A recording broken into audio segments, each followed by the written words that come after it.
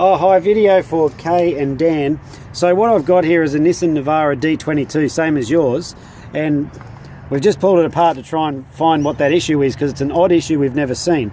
So when it's all together, it looks like that. We just pull these bolts out and we pull this off. Oh, the part come off with that. And it would look like this.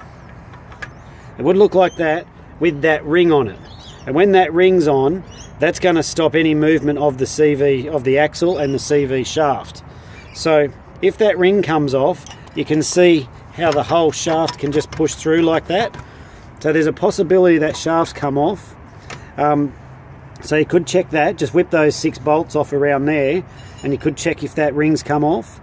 Then alternatively, you can just drop that off, and inside here we have a way to tension the wheel bearing. So if you get, there'll be 2 screws in there and there, and that, where's our screws? Yeah, totally. Yeah, where's the ones we had? We took out? Oh, doesn't matter. There's 2 or 3 screws that go through that. Hang on, Mr. Lee. Sorry, it's a bit squishy here at the moment. That plate goes on there. This is just an old wreck we've got here, so we pulled it apart to demonstrate the issue here. So that goes on and locks your wheel bearing into place.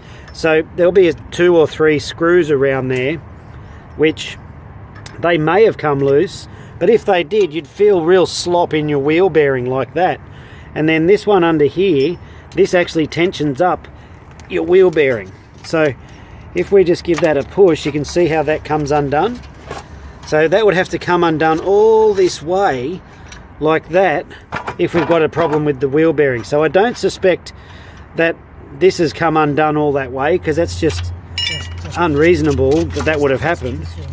Mr. Lee, my mechanic, he thinks it's most likely that this clip has popped off of there. If it's not that, it's possibly that this axle has broken away from the CV shaft back there, because you can see the movement inside there looks like there's nowhere near as much movement as yours, even when that's not connected.